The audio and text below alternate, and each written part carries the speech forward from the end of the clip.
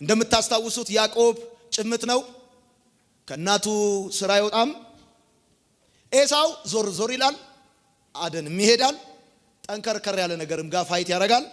ይሄኛው ግን ጭምት ነው፣ ከቤት አይወጣም። ለመጀመሪያ ጊዜ ከቤት ወጥቶ ውጭ አደረ። ለመጀመሪያ ጊዜ መንገድ ላይ መሸበት። ወዳጄ ምሽት እቤት ሲኖር ነው እንጂ ደስ የሚለው መንገድ ላይ ከሆነ ስጋት ነው። መንገድ ላይ ያሰብከው ቦታ ላይ ሳትደርስ መሸ፣ ቀልድ አይደለም፣ ተራ ጉዳይ አይደለም። እንደ ወጣ ገባ አይልም። ከአባቱ ከይስሐቅ ቤት ወደ ካራን ወደ ላባ ቤት ሳይደርስ መሃል ላይ መሸ እና ጨለመበት። የሚገርመው ይሄ ታይም ለሱ ሃርድ ታይም፣ ከአባቱ ቤት እስከ ካራን የሄደበት ታይም ከባድ ነው። ለምን አትሉኝ? እንዴት ካላችሁኝ ጉዞውን ጨርሶ ለመጀመሪያ ጊዜ ካራን ሲደርስ ያገኘው ራሔል ነው። እንዳገኛት ይላል ስቅስቅ ብሎ አለቀሰ ይላል። ሆድ ብሶታል። አቋርጦ የመጣው ጉዳይ ቀላል አይደለም። እንደውም እግዚአብሔር ከተገለጠለት በኋላ ምንድነው ያለው? ይሄ ቦታ ያስፈራል፣ ይሄ ቦታ ያስፈራል ብሎ ራሔልን ሲያት እንባው ቡልቅ አለቀሰ። ቆይ አንተ እንዴት ነው ማለት ከአባቱ ቤት ወደ ካራን የሚሄድ ሰውዬ ካራን ሲደርስ ምን ያስለቅሰዋል? ሲደርስ ምን ያስለቅሰዋል? ከቀረ ነው ሰው የሚያለቅሰው። ሲደርስ ካለቀሰ በጣም ልጁ ከቤት ወጥቶ ስለማያውቅ ለመጀመሪያ ጊዜ ነው ውጭ አደረው። መንገድ ላይ ያሳለፈው ታይም ለሱ ሃርድ ታይም። ወዳጆቼ የህይወታችሁ ሌሊቶች ያልኩት የህይወቴ ሌሊት 3 መገለጫዎች አሉት። የመጀመሪያው መገለጫ በዚህ ማታ ያዕቆብ መሸበት ነው የሚለው። በዚህ ማታ የህይወቱ ሌሊት ከትላንቱ የተጣላ ህይወት ነው። የህይወታችሁ ሌሊቶች መገለጫቸው የመጀመሪያው ከትላንትና የተጣላ ህይወት የምትኖሩበት ታይም ነው። ትላንት ያዕቆብ የእናቱ አቅርቦት፣ የአባቱ አብሮነት፣ ትላንት የተመቻቸ የቤተሰብ ከበባና ምቾት የነበረበት ሁኔታ ውስጥ ነው ያለው። ወደ ህይወታችሁ ሌሊት ስትገቡ ግን የመጀመሪያ ህይወታችሁ ከትላንት የተጣላ መሆን ይጀምራል። ሁለተኛው የህይወቴ ሌሊት የመጀመሪያው የህይወቴ ሌሊት ትላንት ከምኖረው የተጣላ ህይወት ዛሬ መኖር ጀምራለሁ። ሁለተኛው የህይወቴ ሌሊት ኤክስፔክት አድርጌ የማላውቀው ሁኔታ ውስጥ ገባለሁ። ያዕቆብ በታሪኩ እንዲህ አይነት ሁኔታ ውስጥ ገባለሁ ብሎ አስቦ አያውቅም። እንዲህ አይነት ገጠመኝ ይገጥመኛል ብሎ አስቦ አያውቅም። ልጁ አስቦ አያውቅም። በሶስተኛ ደረጃ ነገን ተስፋ ወደማያደርግበት ሁኔታ ነው የገባው። ነገን ተስፋ ወደማያደርግበት ሁኔታ ነው የገባው። ሲሄድ የሚገርማችሁ እንደ ስደተኛ፣ እንደሚያመልጥ ሰው፣ እንደሚሸሽ ሰው ሆኖ ነው ሄደው። እግሬ አውጪኝ ብሎ ነው ሄደው። ዛሬን ነገሩን ስለመኖር ነው እንጂ ያሰበው ነገ ምን እንደሚሆን አያውቅም። ወዳጆቼ የመሸባችሁ ቀን፣ የጨለመባችሁ ቀን 3 ሁኔታዎች ይገጥማችኋል። ከትላንትና የተጣላ ህይወት መኖር ትጀምራላችሁ። ዛሬ መልእክት ያለኝ ከትላንትና የተጣላ ህይወት የምትኖሩ፣ ኤክስፔክት ባላደረጋችሁት ሁኔታ ውስጥ የገባችሁ፣ ስለ ነገ ተስፋ የሚደረግ ነገር ውስጥ የሌላችሁ ሰዎች፣ አንዳንዴ እንዴት እንደሆነ በማታውቁት ሁኔታ ጫካ የሚያውቀው ኤሳው ነው፣ ውጊያ የሚያውቀው ኤሳው ነው፣ ጠብ የሚያውቀው ኤሳው ነው፣ ትግል የሚያውቀው ኤሳው ነው። አሁን በኩሩና በመውሰድ በረከትን በመውሰድ ያዕቆብ እንደሚንቀሳቀስና ከአባቱ ቤት እንደሚኮበልል በህይወት ዘመኑ አስቦታል። የሚገርመው ወደ ህይወታችሁ ሌሊት የምትገቡት፣ ወደ ህይወታችሁ ሌሊት ውስጥ የምትመጡት አንኤክስፔክትድ በሆነ ሁኔታ፣ ባልገመታችሁት ጊዜ፣ ባልገመታችሁት ምክንያት፣ ባልገመታችሁት ወቅትና ቦታ ላይ ድንገት ነገር ጭልምልም ይላል። ወጣችኋል፣ አልደረሳችሁም፣ መሃል ላይ ነው ያላችሁት። ስለ ኮዙ እንኳን በደንብ አንደርስታንድ አታረጉም፣ ኤክስፕሌን አታረጉም። ኮዙን ኤክስፕሌን የሚያደርገው ነገሩን የሰጣችሁ ሰው ነው። ያዕቆብን ያንቀሳቀሰችው ርብቃ ነች። ያዕቆብን ከይስሐቅ በረከት እንዲወስድ ያደረገችው ርብቃ ነች።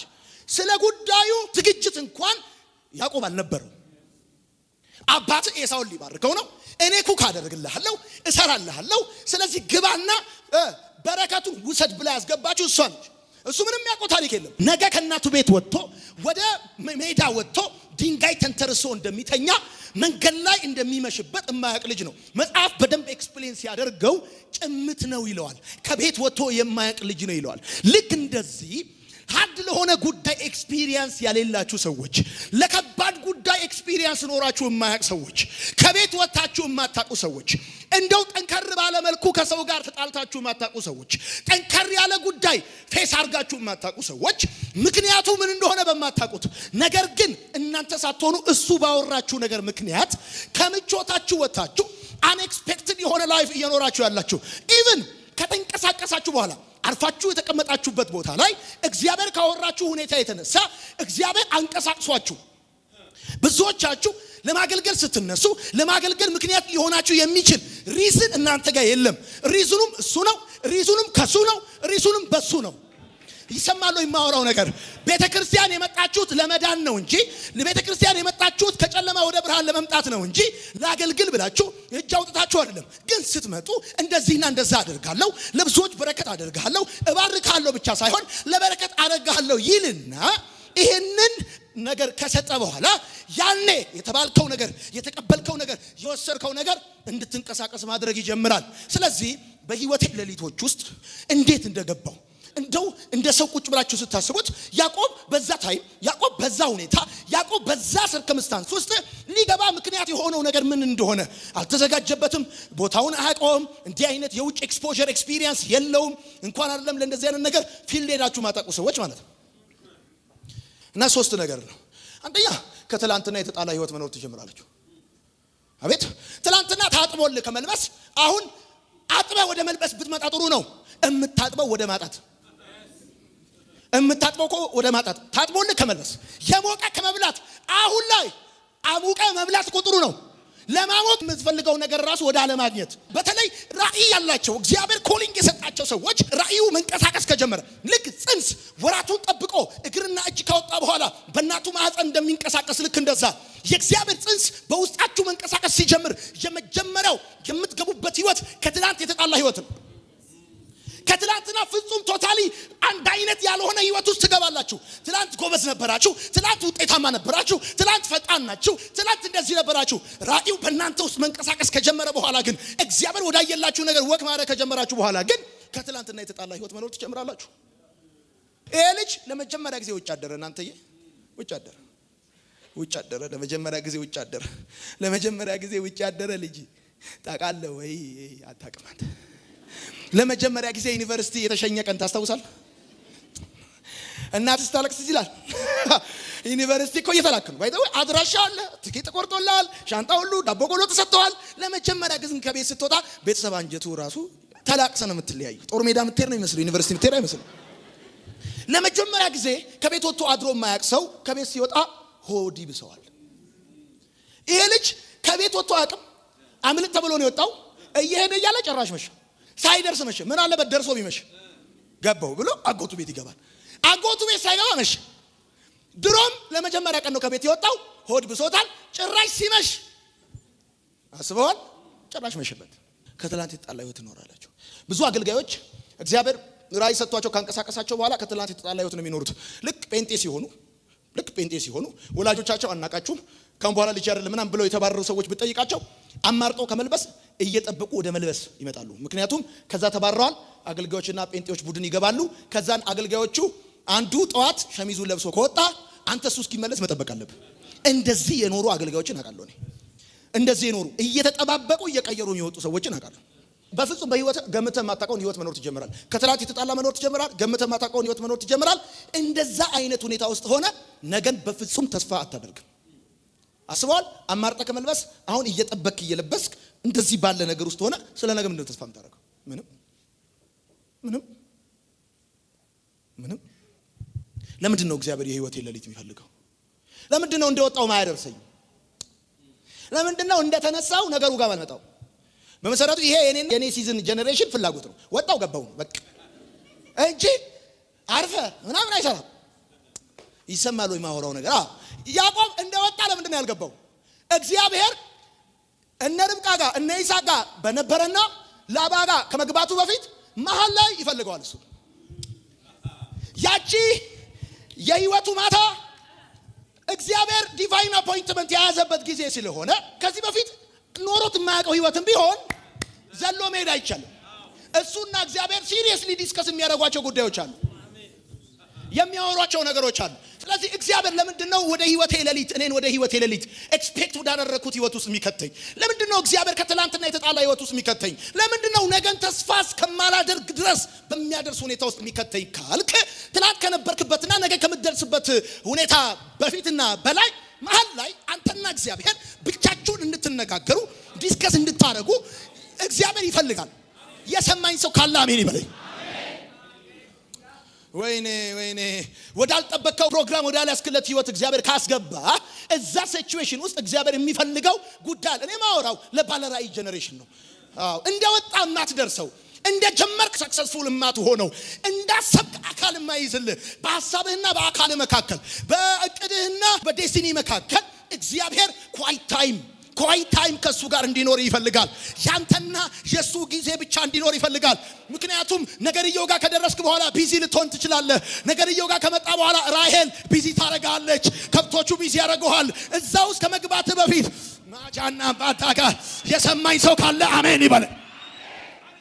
ኳይት ታይም ይፈልጋል እግዚአብሔር ስላንተና ባንተ ላይ ያለውን ፕሮግራም ሊነግርህ ስለሚፈልግ ቢዚ ከመሆን በፊት ወደ እውቅና ከመምጣት በፊት ወደ ሰክሰስ ከመውጣት በፊት ኳይት ታይም ይፈልጋል እግዚአብሔር። ባልጠበቀው ባልገመትከው ባላስብከው አቀደመ ማታውቀው አይነት ውሎና ህይወት መንገድ አካሄድ ላይ ያስኬዳል። እዚህ ይገኛለሁ ብለህ አስበህ አታውቅም። አንተ እንደዚህ አይነት ፍሬንዶች ጓደኞች ምናምን ጀለሶች ይኖሩኛል ብለህ በፍጹም አስበህ አታውቅም። ይሰማል በዚህኛው ቨርዥን አቤት በአዲሱ ትርጉም ይሰማል ወይ? እንዲህ አይነት ሁኔታ ውስጥ በፍጹም አስበህ አታውቅም። እንደውም አንዳንዶቻችሁ ታውቃላችሁ ከትላንትና ህይወታችሁ እየተጣላችሁ ነው የምትኖሩት። ትላንት እንዳሰባችሁ ትገዛላችሁ። መግዛት ልክ ስትፈልጉ ወጣችሁ ነው የምትገዙት። አሁን አቤት በማመልከቻ ለመግዛት ራሱ ችግር ላይ ናችሁ። ትላንት እንዳሰባችሁ ነው የምትገዙት። ወይኔ የፈለጋችሁት በፈለጋችሁ ሰዓት እንደፈለጋችሁ ሆናችሁ የምትኖሩ ሰዎች እግዚአብሔር እናንተ ጋር ነገሩን ካስቀመጠ በኋላ ሲያንቀሳቅሳችሁ አይ ከትላንት የተጣላ ህይወት መኖር ትጀምራላችሁ። እንደውም ኤክስፔክት አድርጋችሁ ማታውቁትን ህይወት መኖር የምትጀምሩት። እንደዚህ ያልነበረ ምን ሊሆን ያሰብኩት ብዙ አገልጋዮችን ብትጠይቃቸው እኔ መሆን ፈልጌ የነበረው ይገርማል ምናምን የሚሉ እንደዚህ እንሆናለን ብለው አስበው ያውቁ። እንደውም መጨረሻ ላይም ራሱ እንደው በዛ ታይም ባይ ዘ ወይ የህይወት ሌሊት ውስጥ ኢቭን ነገ እንኳን አይታሰብም። ነገ እንኳን you have no idea ነገ ምን እንደሚሆን። እንደው ዝም ብለህ ነጋ ሲባል ከፍተህ አከራዬ ምን ትለኛለች ባይሆን ስራ እየሰራ ነው ትበለኝ ብለህ ወተህ ትመለሳለህ። ወተህ ቢዚ ራስን አውቀህ አድርገህ ትመለሳለህ።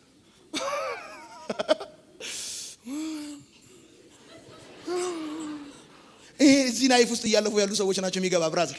ችግር የለም አንተ አባቴ ቤት ካለ ችግር የለብም። ስትወጣ እንገናኝ። አሁን እናተ ቤት ምግብ የምትበላ ስትወጣ እንገናኝ፣ ችግር የለም ስትወጣ እንገናኝ። ለምንድን ነው እግዚአብሔር ይሄን የሚያደርገው? አንደኛ እግዚአብሔር እኔን ብቻዬን የሚፈልግበት ሁኔታ ነው። የህይወቴ ሌሊት ብቻዬን የሚፈልግበት ሁኔታ ነው። የሚገርመው በዚህ ማታ በዚህ ሌሊት ባራኪውም አስባራኪውም የሉም። ርብቃም የለችም፣ ይስሐቅም የለም። ሸኚ ውረድ ተብሎ ይሸኛሉ እንጂ አያስቀጥሉም። እነዚህ አያስደርሱም። ባራኪውም የለም፣ አስባራኪዋም ርብቃ የለችም። የሚገርም ነው። ብቻውን ነው የፈለገው። ብቻውን እግዚአብሔር የህይወት ሌሊት ላይ የሚገርም በካራክተሩ ሌሊት በካራክተሩ ብዙ ሰዎች ልክ ወደ ህይወት ሌሊት ስትገባ የሉም። ሌሊት በባህሪው ሰው ያጠፋል። ወደ ሌሊት ብቻ ነው የምትገባው። ከሰው ጋር አትገባም፣ ከቤተሰብ ጋር አትገባም፣ ከጓደኛ ጋር አትገባም። ለምን? እዛ ታይም ኳይት ታይም እግዚአብሔር ስለሚፈልግ ለወራ የሚፈልገው አጀንዳ ስላለው ያንተ ጉዳይ በፍየል ወጥ ተጀምሮ በሆነ ጉዳይ የሚደመደብ ሳይሆን ዲቫይን ፕሮግራም ስላለው ወደ ህይወት ሌሊት ከቤተሰብ ጋር አትገባም። ማንም አይገባም ካንተ ጋር።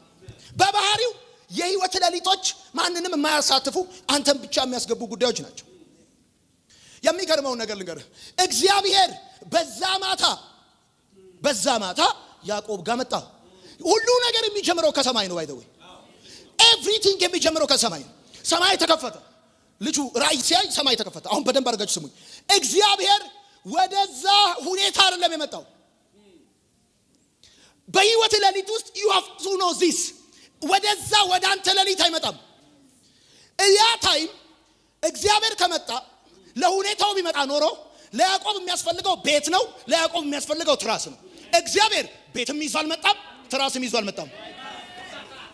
በህይወት ሌሊት የቤት ኪራይ ሊሆን ይችላል ያጣው፣ የቤት ኪራይ ይዞ አይመጣም። በህይወት ሌሊት ያጣው ትራንስፖርት ሊሆን ይችላል፣ የትራንስፖርት ይዞ አይመጣም። በዛ ታይም ይዞ የሚመጣው ፐርፐዝ ነው። በዛ ታይም ይዞ የሚመጣው ቪዥን ነው። ወይኔ ላንተ ያሰበው ነው ይዞ የሚመጣው። ነገ ልትሆን ያለው ነው ይዞ የሚመጣው። የገባው ሰው ብቻ አሜን ይበል። ፋንታ ጋቻ ለሁኔታው አይደለም የመጣው።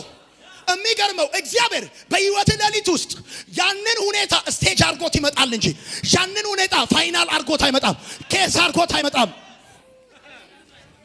አንተ የምትጠይቀው በዛ ሁኔታ ውስጥ ድንጋይ ነው የተተራስኩት። አንተ የምትጠይቀው በዛ ሁኔታ ውስጥ መንገድ ላይ ነው የወደቅኩት፣ እኔ ብቻዬን ነኝ፣ ሰው የለኝም፣ ወጥቼ መሸብኝ ምናምን ልትል ትችላለህ። እግዚአብሔር ለዛ ጥያቄ ይዞ የሚመጣው 3 ክፍል መኝታ ቤት የለውም፣ ይዞ የሚመጣው ገንዘብ የለውም።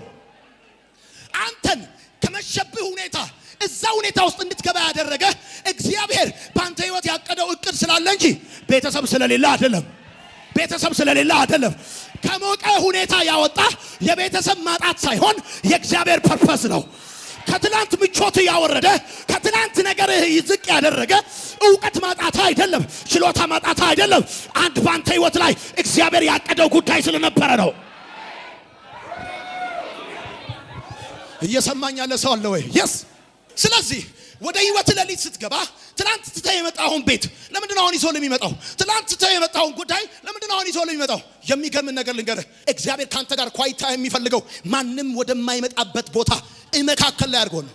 ማንም ሊደርስ ወደማይችልበት ብትጣራ ለእርዳታ የሚሆን ቤተሰብ እጁን በማይዘረጋበት ሁኔታ፣ ጓደኛ አቤት በማይልበት ሁኔታ፣ ያ ታይም ያ ሁኔታ እግዚአብሔር ለሁኔታው አይመጣም። ለሁኔታው አይመጣም። ሁኔታውን ስቴጅ አድርጎት ይመጣል እንጂ ሁኔታው ለሱ መድረክ ይሆናል እንጂ ቢሆን ኖሮ አስፈላጊ ቢሆን ኖሮ ትራስ ጥሎ መጥቶ ትራስ እንደገና ለምን ያመጣለታል? እዛ ቦታ ላይ እግዚአብሔር የሚገርም እቅድ እንዳቀደለት የምታውቁትን እውነት ልንገራችሁ። እዛ ቦታ ላይ አንተ ድንጋይ አቅፎ ለተኛ ሰው ለዘር ትለዋለህ። ለዘር የሚባለው ሴት አቅፎ ለተኛ ሰው ነው እንጂ ለዘር የሚባለው ድንጋይ አቅፎ ለተኛ ሰው አለ። የማወራው ነገር ግልጽ ነው። የእግዚአብሔር ቀጣይ እቅድ የትኛውም ያንተ ሁኔታ ሊገድበው እንደማይችል፣ የትኛውም አሁን ያለበት ሁኔታ ሊያቆመው እንደማይችል፣ የእግዚአብሔር ፕሮግራም አሁን በያዝከው ነገር ሊወሰን እንደማይችል እርግጠኛ እንድትሆን እግዚአብሔር ይፈልጋል። አሁን በምንም አይነት ሁኔታ ውስጥ ልትወርቅ ትችላለህ። አሁን ምንም ነገር ትራስ አድርገህ ሊሆን ይችላል። የሚገርምን ነገር ልንገርህ። ድንጋይ ላይ የተኛ ሰው ስለ ትራስ ያስባል እንጂ ስለ ሀገር ያስባል? እግዚአብሔር ልክ ወደ ያዕቆብ ሲመጣ ያወራለት ስለ ነገ ተስፋ ሊያደርግ በማይችልበት ሁኔታ መንገድ ላይ ነው። ድንጋይ ላይ ተንተራሰው እንደዚህ ባለ ሰው መቼም ተመችቶት መርጦ አማራጭ አርጎ ደስ ብሎ ድንጋይ ላይ የተኛ የነበረው the last opportunity የመጨረሻው አማራጭ ድንጋይ ላይ ለተኛ ሰው ሀገር ያወራለታል። ሀገር ያወራለታል። ድንጋይ ላይ ለተኛ ሰው ሀገር ያወራለታል። ናና ባሰማ ያዕቆብ ድንጋይ ላይ ተኝቶ ሀገር ካወራለት አንተ ፍራሽ ላይ ተኝተ ዓለም ነው የሚያወራል። አሜን በል። ዓለም ነው የሚያወራል ጌታ ሸነ ቬንቴጌጅ ዘራፍ አሜን በል። አንተ አሁን ያለበት ሁኔታ ያንተ ሊሚት መገለጫ አይደለም። በኢየሱስም አይደለም። ያዕቆብን ድንጋይ ላይ ተኝቶ አሕዛብ አንተ ይባረካሉ። አሕዛብ በዛ ታይም ሚስት የለም፣ ጮኛ የለም፣ ፍቅረኛ አሕዛብ ይለዋል፣ ዓለም ይለዋል፣ ሀገር ይለዋል። ስማሱ ድንጋይ ላይ ተኝቶ ስለ ዓለም ከነገረው አንተ ኪራይ ቤት ብተኛ ብርቅ አይደለም። ሰው ቤት ብትጠጋ ብርቅ አይደለም። የሰው ብትለብስ ብርቅ አይደለም። አንድ ነገር እናገራለሁ። እዚህ ውስጥ ለዓለም የሚተርፉ ኃያላኖች ይነሳሉ። ለዓለም የሚተርፉ የዛሬ ሁኔታን አትይ። አሁን የወደቅበትን ሁኔታ አትይ። አሁን የገባበትን ሁኔታ አትይ። እግዚአብሔር ካንተ ጋር ነው። የጠራ ጌታ የታመነ ነው። አሁን ድንጋይ ላይ ተኝተህ ሊሆን ይችላል። ለብዙዎች አባት ያደርጋል። ጩና አሜን በለኝ። ኤላፋንታ ሴፕሬቬንቴ ገጀኔ ሜትሮሎፎ ዘራፍ አሚን ነው። የሚገርም ነገር ልንገርህ። ሰው በባህሪው በሌሊት ይለያል። እግዚአብሔር በባህሪው በሌሊት ይጀምራል። እንደውም ያ ሌሊት ለሱ ምቹ ታይም ነው። ሰው ልክ ሲመሽበት ጠብቆ ፊቱን ያዞራል። ልክ ሰው ሲመሽ ጠብቆ ፕሮግራሙን ይቀይራል። እግዚአብሔር ልክ ሲመሽ ጠብቆ ወዳንተ ይመጣል። እግዚአብሔር ባህሪው ነው። ሲመሽ ጠብቆ ለዚህ ነው ስማ፣ በዘመናት መካከል እግዚአብሔር የሰራባቸው ሁሉ ሰዎች እግዚአብሔር ሲያገኛቸው በአስቸጋሪ ሁኔታ ውስጥ ነው ያገኛቸው። በየትኛውም ዘመን በምቹ ሁኔታ ውስጥ ሆነው ተገኝተው የተሰራባቸውን ሰዎች አታገኝም። ብዙዎቹ አድራሻ ቢስ ነበሩ። ብዙዎቹ የኋላ ታሪካቸው አሳዛኝ ነው። ምስኪኖች ናቸው። ሰው ቤት ጥገኛ ናቸው። ሙሴን ብትለው የቶር ቤት በግ ጠባቂ ነበረ። ብዙዎቹ እንደዚህ ባለ ምስኪን ሁኔታ ውስጥ ነበሩ። እግዚአብሔር ብዙዎቹን ሲያገኛቸው በአሳዛኝ ሁኔታ ውስጥ ነበሩ። ሲያገኛቸው በአሳዛኝ በጣም በሚያስለቅስ ሁኔታ ውስጥ ነው ያገኛቸው። ሲጠራቸው እንደዚህ አይነት ሁኔታ ውስጥ ነው የጠራቸው። ምክንያቱም ያ ለእግዚአብሔር ኳይት ታይም አይገርምም? ያንን የህይወትህን ሌሊት ከእግዚአብሔር ጋር ኳይት ታይም ስለሆነ እግዚአብሔር የሚፈልገው ታይም ስለሆነ ቤተሰቦች አብረው ከመጡ ብዙ ነገር ይነዘንዙሃል። ጓደኞቹ ከመጡ ተቀየስ ይሉሃል። ብዙ ነገር ስለሆነ እነሱን ሁሉ ጥርቅምቅም ያደርጋቸዋል። ጓደኞች እዚህ ገባ በማይባል ውሃ በማይቋጥር ምክንያት ያኮርፈዋል። ቤተሰቦች አሁን ሳላበዛውም ወይ ምንድነው ዝም ብሎ ዙረት በዙረት የሚሆነው የሱ ነገር አልገባንም ምናምን ብለው ሊያደርጉ ከሞላና ከተረፈላቸው ጉዳይ ሰበብ ፈልገው ኢግኖር ይገጩሃል። አንዳንዶቹ ብሎክ ያደርጉሃል። እንደዛ አይነት ሁኔታ ውስጥ ይከተህና እግዚአብሔር የዚያ ታይም ምን አይነት ታይም እንደሆነ ልንገር። ስለዚህ እዛ ታይም ውስጥ ስትገባ በቀጥታ የሚሆነው ከሞቀው ወደ ቀዘቀዘው ከሚመቸው ድንጋይ ወደ መንተራስ ትገባለህ። እዛ ድንጋይ ላይ አስተኝተው አገር ያወራል። በሰማይ ላይ ያሉ ከዋክብቶች ሲመሽ እንደሚደምቁት እግዚአብሔር በሌሊት ውስጥ ድምቀትህን ይሰራዋል። የሚገርም ወደዛ ሁኔታ ያዕቆብ ወዶ አይደለም የገባው፣ ተገዶ ነው የገባው። ፈቅዶ አይደለም የገባው፣ በግድ ነው የገባው። ኤሳውን ሸሽቶ ነው የገባው። አመልጣለሁ ብሎ ነው የገባው ወደዛ ሁኔታ የገባው። የሚገርም ህልሙን ካየና ከነቃ በኋላ እንደዚህ ነው ያለው፣ ይህ ስፍራ ያስፈራል፣ ይህ ቦታ ያስፈራል። ያ ያዕቆብ መሽቶበት የተኛበት፣ ያ ያዕቆብ መሽቶበት ያደረበት ሌሊት፣ ያ ታይሙ፣ ያ ማታ የቤተሰቡ ማታ አይደለም። ያ ማታ ያጎቱ ማታ አይደለም። ያ ማታ የእግዚአብሔር ማታ፣ የሱ ማታ አይደለም። ያ ሌሊት የያዕቆብ ሌሊት አይደለም። የርብቃም ሌሊት አይደለም። የላባም ሌሊት አይደለም። ያ ሌሊት የእግዚአብሔር ሌሊት ነው። የሚገርም ያ ቦታ የርብቃም ቦታ አይደለም። የላባም ቦታ አይደለም። የያዕቆብም ቦታ አይደለም። ያ ቦታ ቢያስፈራም፣ ያ ቦታ ባያስፈራም፣ ያ ቦታ አስደንጋጭም ቢሆን ያ ማታ ያ ሌሊት የእግዚአብሔር ሌሊት ነው። ስማኝ፣ በፈለከው ሁኔታ ጨለማ ውስጥ የገባ ሰው፣ በፈለከው ሁኔታ ሌሊት ውስጥ የገባ ሰው፣ አንኤክስፔክትድ የሆነ ላይፍ እየኖርክ ያለክ ሰው፣ ከትላንት የተጣላ ህይወት እየኖርክ ያለ ሰው፣ ስለ ነገ ተስፋ ልታረግ በማትችልበት ሁኔታ ውስጥ የገባ ሰው፣ ይሄ ያላሰብከውና የምትኖረው፣ ይሄ ከትላንት የተጣላና የምትኖረው፣ ይሄ ስለ ነገ ፍጹም ተስፋ ልታረግ በማትችልበት ሁኔታ ውስጥ እየኖርክ ያለው ህይወት የእግዚአብሔር ታይም ነው። የእግዚአብሔር ቦታ ነው። ራይት ፕሌስ ላይ ነው ያለው። ራይት ታይም ላይ ነው ያለው።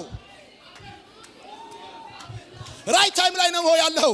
የሚገርም ራይት ታይም ላይ መሆናችንን የምናውቀው ብዙ ጊዜ ሰዎች ሲከቡን፣ ጓደኞች ሲከተሉን፣ አንቱታና አድናቆት አብረው ሲሆን እግዚአብሔር ከኛ ጋር ያለ ይመስለናል። ኖ አይደለም። እግዚአብሔር ካንተ ጋር እንዳለ በሰዎች ከበባ፣ በአንቱታ፣ በቲፎዞ በምናምን አለ የምታውቀው። ቤተሰብ አብሮክ ስላለ አይደለም። እርግጠኛ ሁን በዚህ ታይም፣ በዚህ ጊዜ ሰይጣን ኮንፊውዥን ውስጥ ሊከቱ ይፈልጋል። ዛሬ እግዚአብሔር እያለክ ያለው እንደዚህ ነው። ያ ታይም የኔ ታይም ነው። ያ ቦታ የኔ ቦታ ነው። ይሄ አንተ የገባበት ሰርከምስታንስ ያልገመትከው እንኳን ቢሆን በህይወት የስኬጁል ዝርዝር ውስጥ ፕሮግራም ውስጥ እንኳን የሌለ ቢሆንም እኔ አስቀድሜ በእናት ማህፀን የፈጠርኩ የሰራሁ የኔ ፕሮግራም ነው። የኔ ሰዓት ነው። የኔ ቦታ ነው። የኔ እቅድ ነው። የኔ ስኬጁል ነው። አንድ እግዚአብሔር የተናገረው ሰው አሜን ይባል። አሁን ያለበት ሁኔታ ይልሃል ጌታ። አሁን ያለበት እያለፍክበት ያለው ሁኔታ ይልሃል የኔ ፕሮግራም ነው ይልሃል። ያንተ ፕሮግራም ላይሆን ይችላል። ያንተ እቅድ ላይሆን ይችላል። ያንተ ሐሳብ ላይሆን ይችላል። ያንተ ፍላጎት ላይሆን ይችላል። የኔ ነው ይልሃል ጌታ። አንድ ባለ ራእይ ሰው ብቻ አሜን ይበል። የኔ ነው ይልሃል። ይሄ ኳይት ታይም፣ ይሄ እግዚአብሔር ብቻህን የሚፈልግበት ቦታው አንተ ላንተ ከምታስበው ይልቅ እግዚአብሔር ላንተ ያስበውን አንተና እሱ ብቻ የምትጫወቱበት ታይም። አንተና እግዚአብሔር የምትነጋገሩበት ቦታ። ከዚህ በፊት የምታውቀው እናት ያሰበችልህ ሊሆን ይችላል። ቂጣ የሞቀ ቂጣ እየበላህ የምትሰማው እናትህ አይሮፕላን አብራሪ፣ ካፒቴን ሁንልኝ፣ ዶክተር ሁንልኝ፣ ኢንጂነር ሁንልኝ የእናትን ሐሳብ ነው ያባትን ሐሳብ ነው። ከዛ የሞቀ ቂጣ እየገመጥ ትኩስ እንጀራ እየበላ ትኩሱን እየኖርክ ከምትኖርበት ህይወት አውጥቶ ወደ ህይወት ለሊት የሚከትህ አንተ ለአንተ ካሰብከው፣ እናት ለአንተ ካሰበችው፣ ጓደኞች ለአንተ ካሰቡት፣ መንግስት ለአንተ ካሰበው፣ ሰፈር፣ ቀበሌ፣ ገበሬ ማህበሩ፣ አጠቃላይ ሸማቾች ህብረት ስራ ማህበር ላንተ ካሰበው፣ እግዚአብሔር ላንተ ያሰበውን የምትሰማበት ራይት ታይም ነው። አሜን በል። የምትሰማበት ትክክለኛ ስፍራ ነው።